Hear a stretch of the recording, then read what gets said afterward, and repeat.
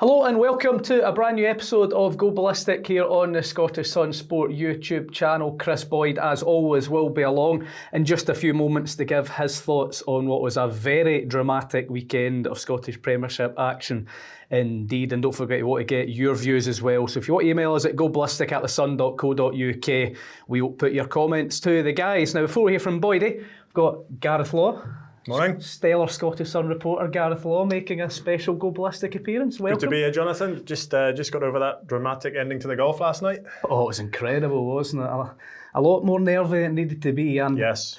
Another team that things probably got a lot more nervy than needed to be was Rangers. Comfortable looking first half against Livingston, just the one goal.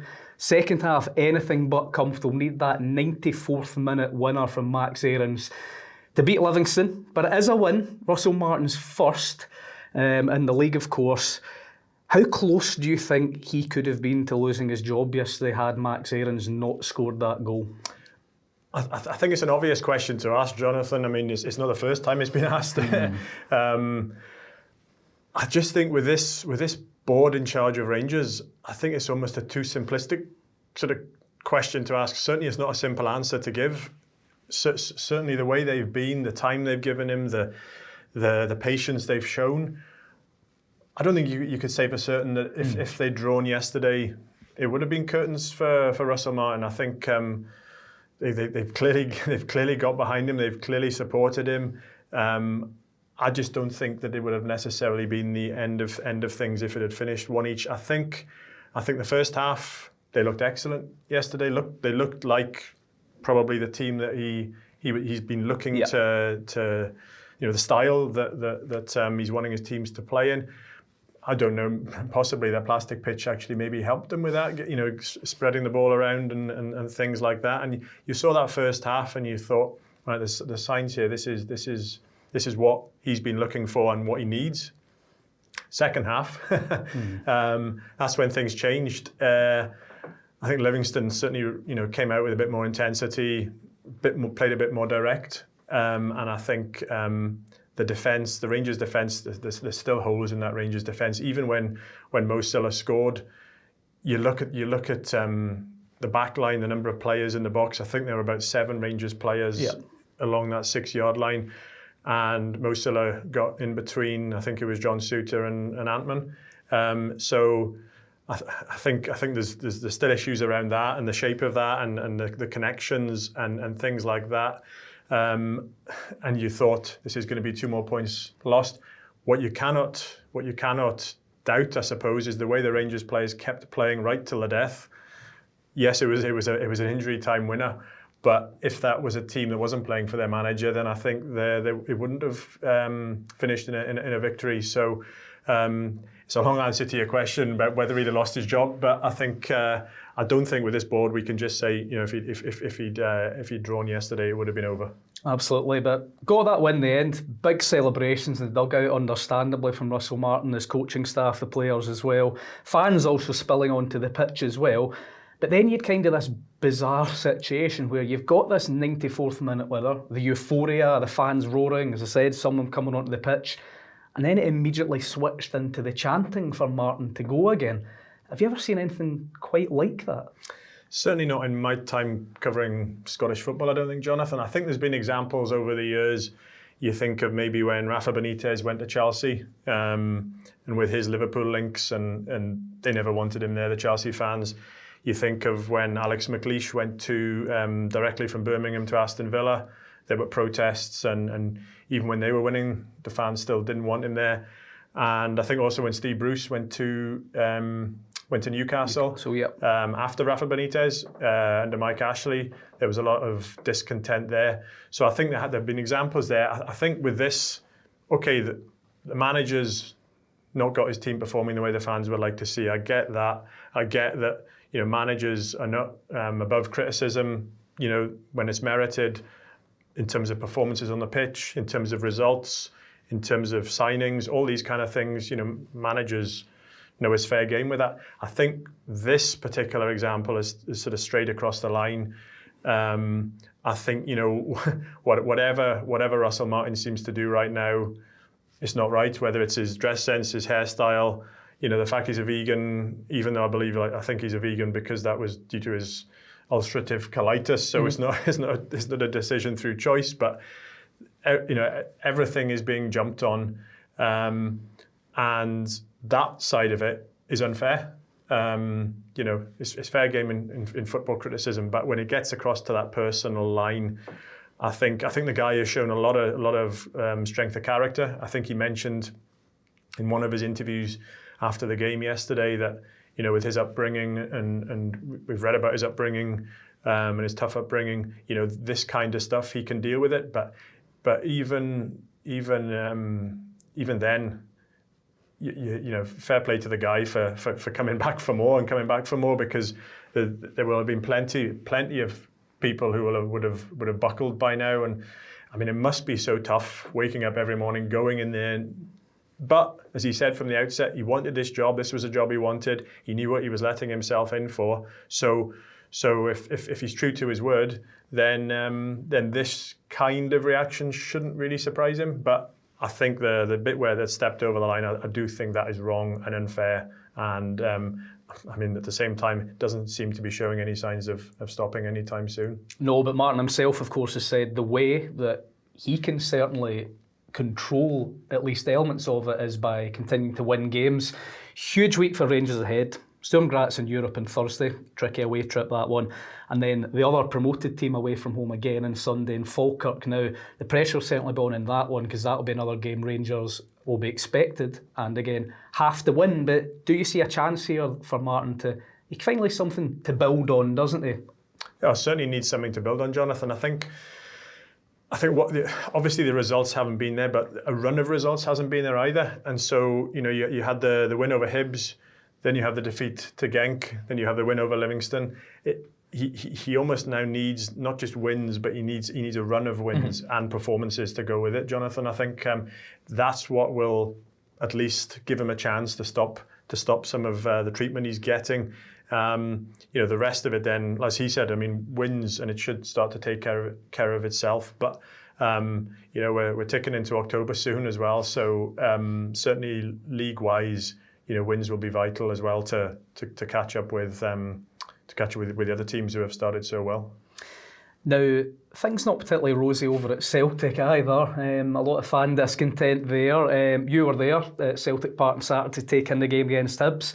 A 0-0 draw that one. Second draw in the space of a few days for Celtic. They're struggling front of goal. It's fair to say at the moment that there's 6 teams in the Premiership that have scored more goals than Celtic as it stands. Celtic sitting at 8 goals from their 6 games. From what you saw on Saturday, obviously still early days for Iheanacho, but how much do you think Celtic are going to regret maybe not going out and getting that marquee striker this summer? I think they were. I think it was clear to see that certainly Brendan Rodgers was regretting getting that striker even before the window closed. So I think the regret has always been there in the football department.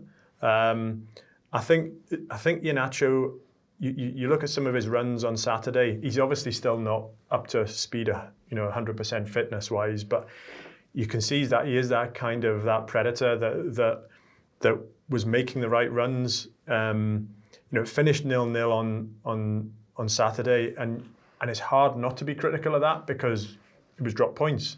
And I think last season Celtic had 5 games where they didn't score, and they've already had 4 this season. So it's hard to, not to be critical of that. They created a lot of chances, and Iheanacho had 2 or 3 of them. Yeah. From back to middle, it was very good. Hibs defended very, very well, and arguably deserved that. They did deserve that clean sheet. Celtic didn't score, as Brendan Rodgers said after the game. Good defending, good goalkeeping, poor finishing, and a bit of bad luck. But I think Iheanacho will come onto a game, and I think the chances that he didn't take on Saturday will be ones, if you fast forward in a month's time, if he's missing them, then there's a massive concern. But I think he'll be putting them away then. I think he'll be more, he'll be more integrated into the Celtic team by then. But there's not a lot of depth up there. What about Daizen Maeda? Obviously, Yeah. he was the man through the middle towards the end of last season, prolific, but he's looking like a shadow of himself this season. Brendan Rodgers pretty much saying as much last week. What did you make of him watching him in person on Saturday? And I guess kind of the other bit of this question is, what do you see the end game kind of being here? Does he get his form back, or do things kind of limp on as they are to January and he gets that move that he didn't manage to get over the line in the summer? Yeah, I mean, you looked at the team sheet before the game on Saturday, Jonathan, and I guess you're looking where's he, or who else is starting to see where he will be playing. So as soon as you saw Iheanacho's name on the team sheet, you had a fair idea that Maeda would be out wide.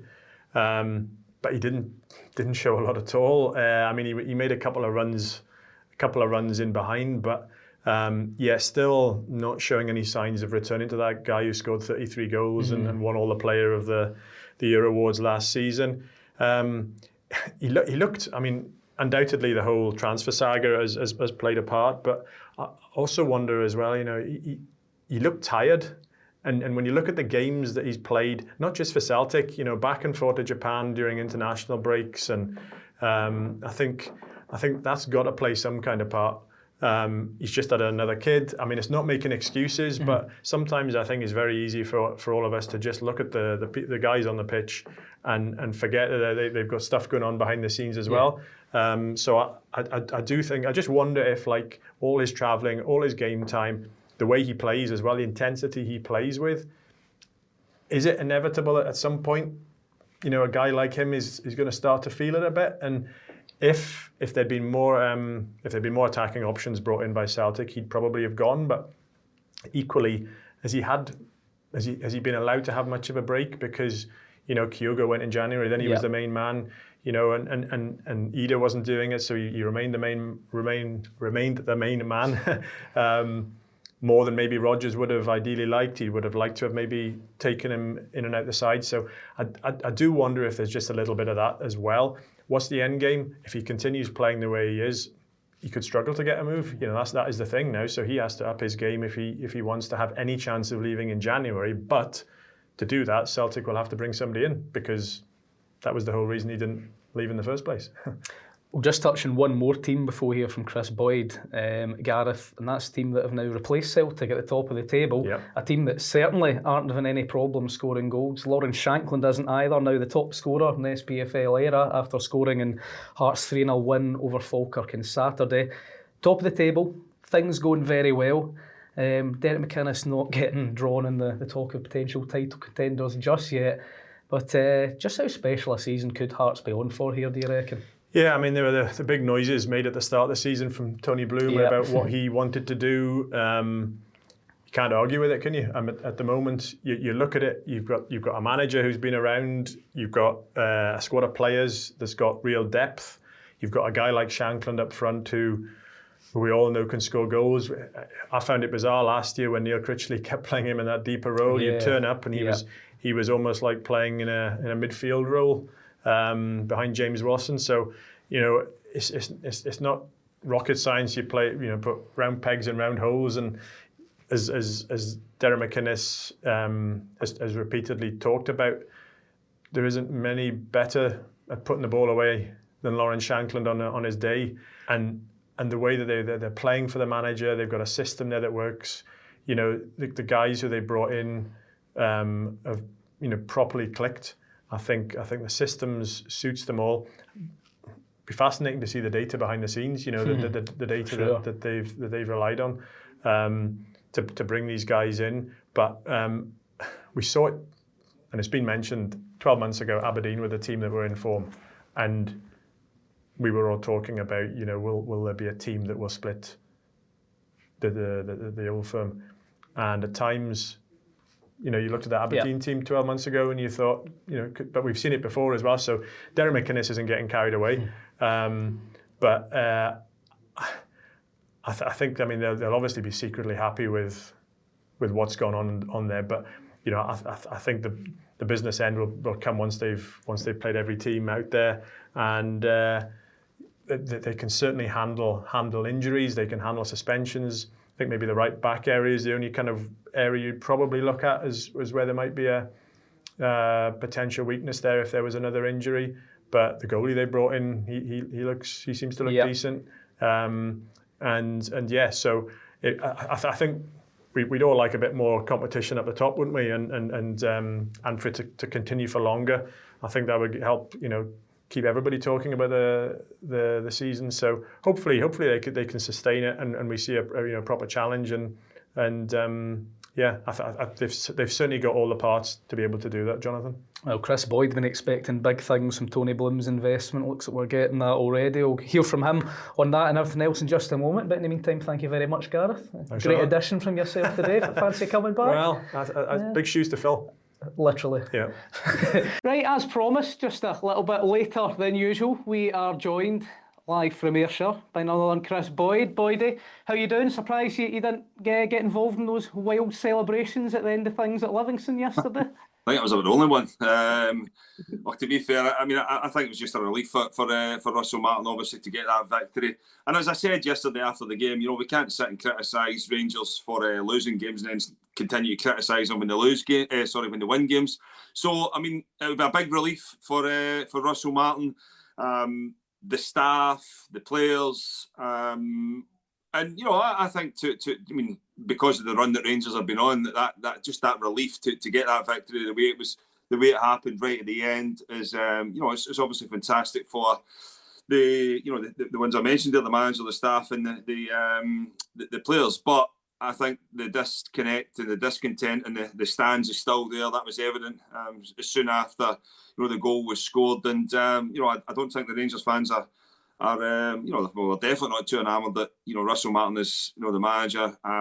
So again, you just kind of get the feeling though, Jonathan, that it's in the territory of if Rangers go and win 10 games in a row, fail to win that 11th game, it's going to go back to what it is or what it was. Sorry. So I mean, things were a little bit better, I would say, for Rangers yesterday, especially the first half. But then stopped doing what brought them success in that first half, and tried to go back to playing little intricate passes and get caught in the ball. And the success that Rangers had was moving it from one side to the other very quickly, or over the top, and having willing runners in Gassama and Ant-Man willing to run.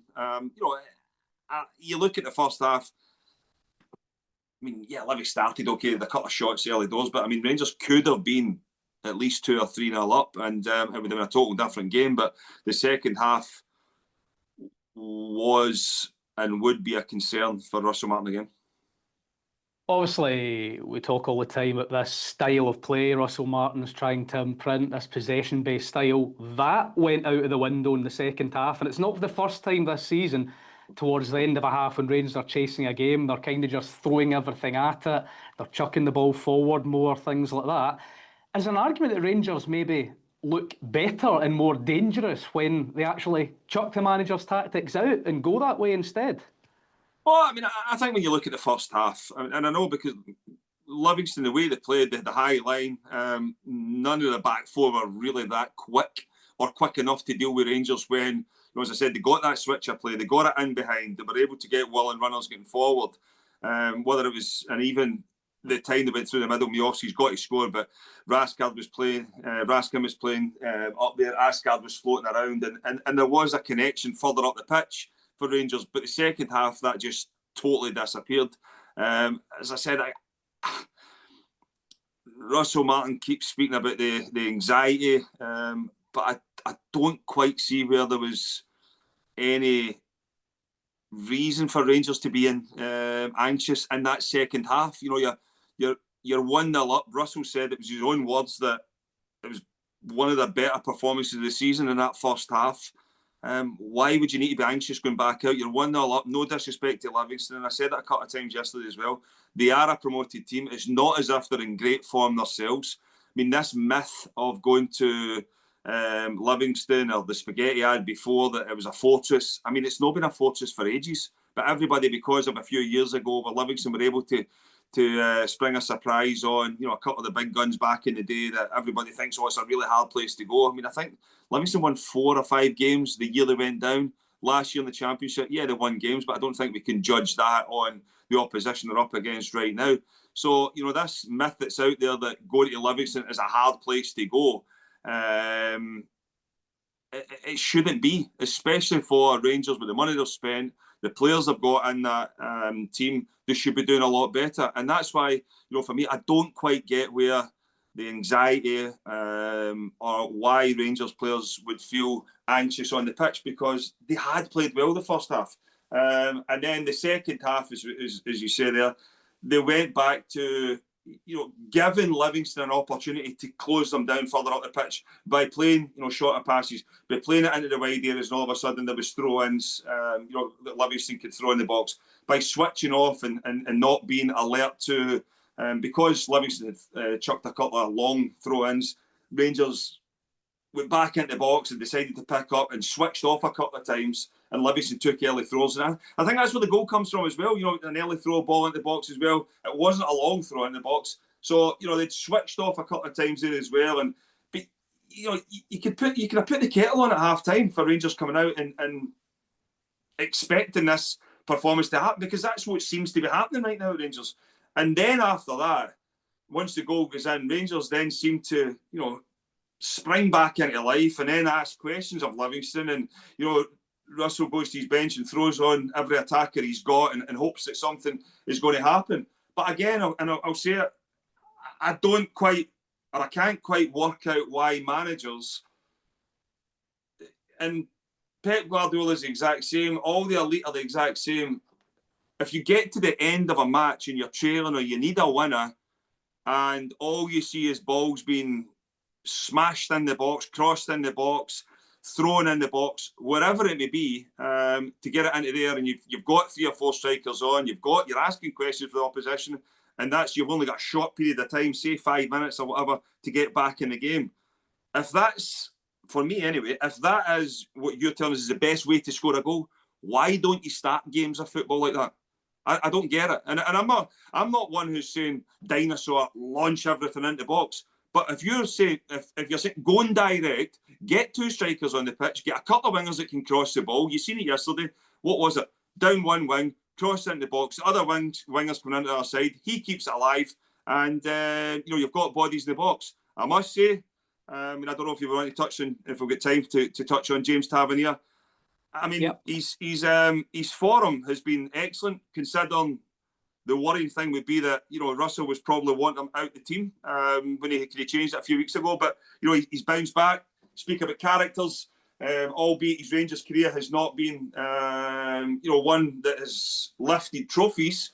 But in terms of what he's given Rangers for goals and assists, it's incredible. His performance levels, again, I thought yesterday were very good.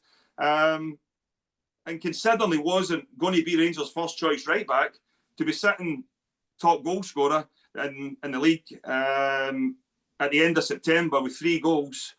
You've got Max Aarons, another fullback, and Finlay Curtis, who right now is possibly you could best label as a sub. That's the only ones that scored goals in the league. It's pretty alarming. I mean, it is pretty alarming for me. And Miovski obviously scored last week. I thought when he went through, lovely little play from Raskin yesterday, but he's got to be scoring when he goes through in goal yesterday. He has to be scoring. Chermiti, I think he's a big, honest player. He looks as if he'll run around, he'll put in a shift, but he doesn't seem to be anywhere near the areas where he can affect it in terms of scoring goals. And Danilo, I know, obviously this regime didn't bring him in, but for what we're led to believe, the highest paid player at the football club, and can't even get on the bench. You mentioned Tavernier there, 34 next month. Obviously started that game at right back, but we're talking about his heat map just before we started recording. Literally, as they say, covered every blade of grass. He was at the left wing, he was at the right wing. He scored the goal. Yes, he missed the penalty, but he put in the cross for the winner as well. Obviously, Russell Martin will be happy with the impact he's having, but on the other side of the coin, with all the money that's been spent, all the new players that have come in, how much of concern should it be that James Tavernier at this stage still very much looks like Rangers' best player? Yeah, I mean, I think if you go back a few weeks ago, and the Rangers fans will be the exact same. I think the majority of them wanted him out of the team, the majority of them wanted him moved on, but I think because of what has been brought in, they realise that he is still the best in his position. They realise that he is still one of Rangers' best, better players. They realise that as it stands right now, I think you've got to say he still looks like Rangers' best goal threat. And that, for me, is alarming. And it's got absolutely nothing to do with James Tavernier. I mean, James Tavernier's doing what he's always done in his Rangers career. He'll get forward. He'll put lovely balls into the box. We've now found out he's got a long throw as well. So he will always be a threat because of his technique. I think Rangers fans' worry would be defensively, and I think James Tavernier would admit that himself, that defensively is not his strong point, albeit he is a defender. But for what he gives you going forward, if Rangers had better players around him, then he can still do that. But the worry for me would be that he is, I think you have to say it, still Rangers' biggest goal threat. I mean, we're in September. We've not even seen a forward player. Finlay Curtis, whatever if you want to call him. He obviously a winger, came on at St Mirren and got that goal, but I mean, he's been a sub at best. And I don't see any Rangers. I mean, it's not even if there's been loads of chances, they've missed them. They don't even look like scoring the forward players. Miovski, the obvious one on Sunday, but I mean, Gassama will come in from that right-hand side. We've seen it in Europe a few times. He tries to bend it.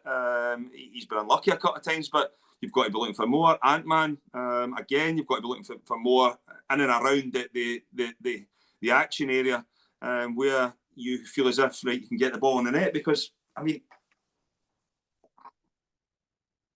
I don't know. I mean, I would try to rack something off the top of my head. I can't really remember any successful teams that don't have forward players that score goals. I mean, there's been teams where their success has been built on a rigid defence, hard to break down, and they'll be able to nick one here and there. But I don't think any successful teams over the course and distance of a season will win anything off the back of your defenders being your main goal threats. It's not possible. Well, a defender perhaps the unlikeliest one of the lot, getting the winner yesterday. Such a huge goal for Russell Martin. Just one last point in Rangers before we move on.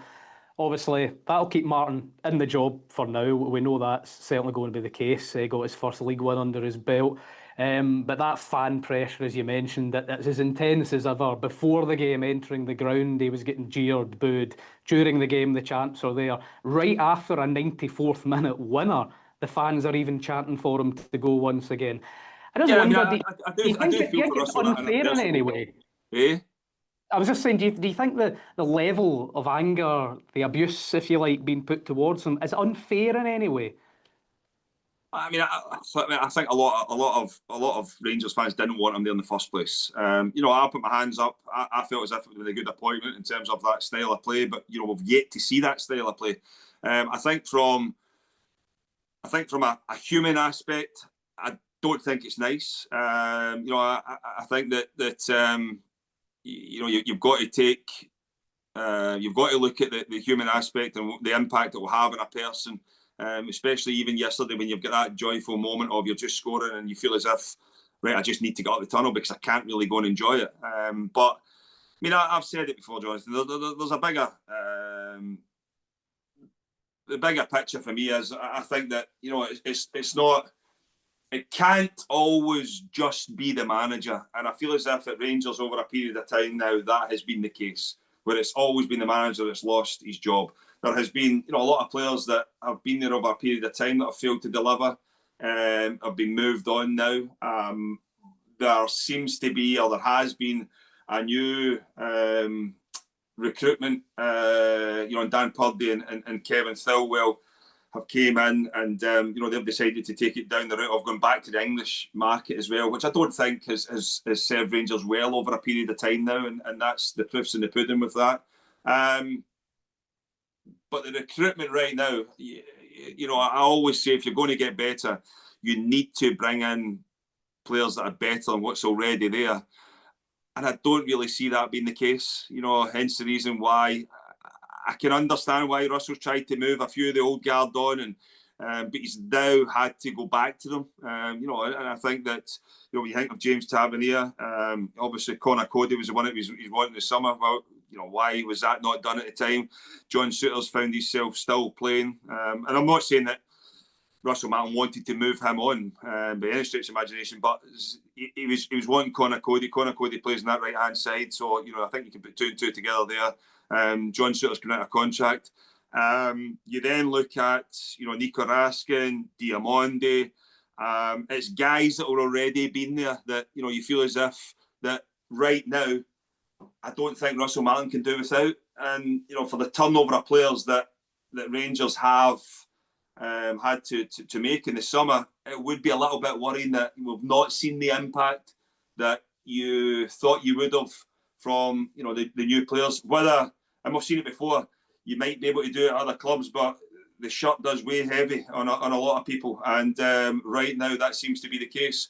But going back to where we started this, that's all talk, and I mean it's not going to go away, because I don't think the performance is 3 points, but going to Livingston it should be 3 points. Rangers won the game yesterday, so I think you have to take some positives from it. I thought they did in the first half look a lot better. They did move it from side to side. They did get in behind. They did ask questions of Livingston, but can they take that 20-25 minutes that they had in that first half and build on that and kick on from here? Listen, they go to Sturm Graz on Thursday night. We'll see, where that takes us. But back on the Astra on Sunday, it's going to be another difficult game on Sunday. But Russell Martin needs to find a solution to give Rangers better control for a game for larger periods rather than just 15-20 minutes here and there. A big week, as you mentioned, indeed ahead for Rangers. A big week too for Celtic. A 0-0 draw for them at home against Hibs on Saturday. Celtic looking a bit shot shy at the moment. 6 teams in the Premiership have scored more goals than Celtic at this stage of the season. How concerned would you be with what's being served up at the top end of the pitch at the moment? Well, I think as well, when we'll touch on Hearts in a minute, but when you look at Hearts, and I mean they've nearly scored double of what Celtic have in 15 and 8. So yeah, I can understand why you're a little bit concerned from Celtic's point of view. The loss of Kyogo and last January was huge. He was the one where you felt as if even when games were tight, he would always pop up with something. Defenders had to stay switched on with him. Maeda's not hit that form that he was on last year. I think looking at it, the front three that played on Saturday is probably Celtic's strongest at this moment in time. Yang and James Forrest, they seem to be impact players. I think obviously Iheanacho will score. His goal during the week was beautiful. His touch to set himself and then fire in the top corner. Really, really nice finish. He will score goals. He had opportunities on Saturday. The one that I think was at Maeda squares across from and his left foot hits the top of the bar. He's got to be scoring that one. But he will get better by times goes on. But he is one of those strikers where he'll go on runs where he does score a barrel load of goals and then all of a sudden he'll have a little drought. But I think if Celtic can create opportunities for him, he will score goals. We've seen it in Europe. I think he'll get stronger as the weeks go on. But for Celtic, you're then going back into when their forward players weren't scoring. Engels was popping up, Callum McGregor was popping up, Luke McCowan was popping up, Negrin was popping up at the start of the season as well. So I mean, at the weekend that wasn't the case, but I mean, I don't think Brendan Rodgers will hit the panic button right now. His team's in a decent position domestically. Obviously, a semi-final against Rangers to come in the League Cup as well. Yeah, they're 2 points behind Hearts, but the fixtures I've got coming up they're reasonable. You'd expect Celtic to pick up points as well. But there is no doubt that Brendan Rodgers is probably looking at thinking, if only had another couple of players, especially at the top end of the pitch, we might be in a far better position. But again, I mean, I still think Celtic will get stronger as the season goes on. They're not the team that they were, but I don't think they're they're definitely not as bad as a lot of people would want to make out either. How do you see things going with Daizen Maeda? Obviously, Brendan Rodgers was talking about him before the match at the weekend, about the transfer that obviously never happened. He's been struggling to get his form back this season. He's not chipping in with nearly as many goals, clearly. What do you see happening here? Do you think he will get his form back, or can you see this maybe getting to January and he maybe does get his move away at that point in time? Yeah, I mean, I think that he's got a manager that is able to convince people that wherever they're at is the best place for them to be right now, until Brendan Rodgers realises that it's time for him to go. Like Kyogo, it was time for him to go. Kuhn, it was time for him to go. Maeda, probably in the summer there, Maeda felt as if it was time for him to go. I don't think Brendan Rodgers would have wanted to lose Daizen Maeda because of what he brings, but it will be a challenge for Brendan to try and get the best out of Daizen Maeda. But there's no doubt the season he had last year was probably a one-off. I don't think he'll have another one of those in his career. I think you'll see Daizen Maeda go back to what he was the player before, which was still a very good player, which still caused teams problems. But a lot of it was running in behind from that wide area. Celtic being able to move it quickly from one side to the other, and then those penetrating passes. The striker, and it was Kyogo, he didn't get involved in the play, the build-up a lot of the time, and he would stand in that offside position where defenders are always looking around, and players with pace from the wide areas were able to to spring upon them unnoticed, and that's what Daizen Maeda was very, very good at. And then your confidence, you start scoring goals, you start assisting. There was a period last year that Daizen Maeda, every single thing that he hit, he would have expected, right, this is going in the net. Whereas right now, he's probably that extra touch, trying to get his body in the right position to make sure he's got the right connection on the ball. Those little things that last year he wasn't thinking about, this year he maybe is. Then you're looking at, he's on the right-hand side right now. So he's coming in at his left if he's coming inside. I don't think crossing's ever been his strongest point, whereas if he was on the left-hand side, his touch was taking him back onto his right foot, and he was using that to finish. So, Brendan Rodgers will find a way to get Daizen Maeda back scoring goals. It won't be at the level he did last year, and he might just be between now and that January transfer window. Just keep him on side to get to the level he needs to, because I think once a player's got his heart set and a move away, and he's getting to that age now where he will be looking at one big last contract. I don't think that will be at Celtic, and you wouldn't be surprised if Daizen Maeda, he wouldn't be surprised if he moves on in January, but if he doesn't do that, he'll definitely move on in the summer.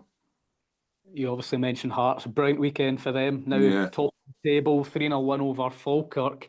You'd said at the time when Tony Bloom's investment was being first discussed that if it was to happen, you felt it would be massive. You felt it really would take Hearts places. It looks like it's already happening, but is it happening even quicker than even you could have imagined when you were saying? No, I don't think so, because I've seen it before regarding Hearts. You go back to George Burley's team, and I know people say it's different eras, and you look at even Aberdeen at the start of last season, been able to go a run. Hibs been able to go on a run the latter stages of last season. It can be done, and I think Hearts' recruitment has been very good. There's no doubt in that. Tony Bloom, he ain't a stupid man. He ain't someone who's looking for headlines. He doesn't need them. He doesn't do much media, but I think when he does speak, you need to listen. And for him to come out and be so bullish, pretty much told me that I don't think he thought much of Rangers, and I think he's been proven correct with that so far. Do I think Rangers will improve? Yeah, I do. I think they will improve. Whether that's under Russell Martin or a new manager, I think they will improve. Celtic, there was grumblings, there, in terms of the hierarchy, maybe not trusting Brendan Rodgers with recruitment or the transfer market, going to go and back him again. They were losing players. You're probably looking at saying if Brendan Rodgers moves on, will Celtic be able to get that type of manager again? I don't think so.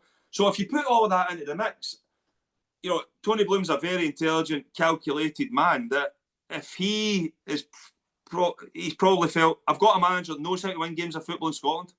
If we can get a settled team, if we can get Tynecastle bouncing, and we can get off to a good start, you just never know. Well, there's a lot of those things came to fruition, you know, in the early stages of the season so far. And as I said, it's not someone who will just throw out, you know, headlines or go looking for headlines. All of this will have been calculated. You know, all of this will have been looked into. And I know you can't trust data with everything, but it does lead you down a path where you feel as if, yeah, we might have a chance here. If everything that, you know, we've said comes to fruition, we might have a chance. Right now, that's the case. You know, Hearts are defending really well, scoring goals, look a threat. I mean, listen, I think Derek McInnes, once, you know, the boys go and speak to him this week ahead of, you know, the Edinburgh derby, I think it was a decent performance from Hearts at the weekend. I don't think it was their scintillating best. I think it was a good performance, so decent enough to get 3. I mean, Falkirk had little spells in the game where, you know, they kept the ball off them. But to win 3-0 at home, pretty convincing.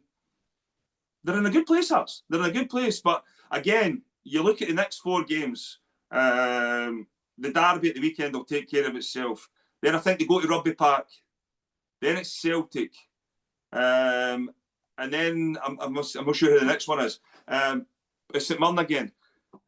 It's difficult games coming up. So you're looking at, for a really good start, after the next 4, we'll see where Hearts are at. But I'm sure Derek McInnes will be saying, let's bring it on. We're as good as anything in this league right now.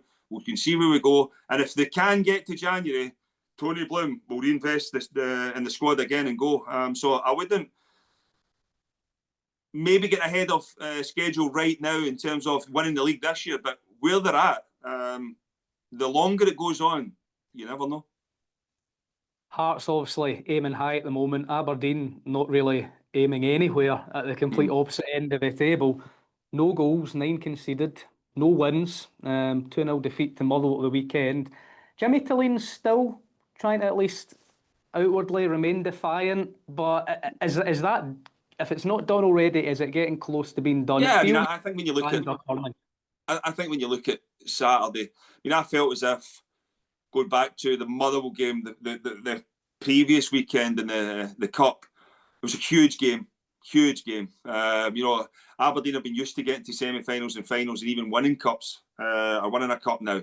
That's been the trend the last few years.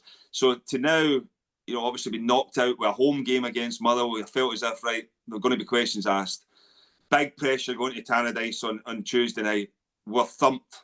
I mean, ran all over the top of. I mean, I watched that, especially the first half. Dundee United shooting up the hill. You know, it ran all over the top. It would have been alarming.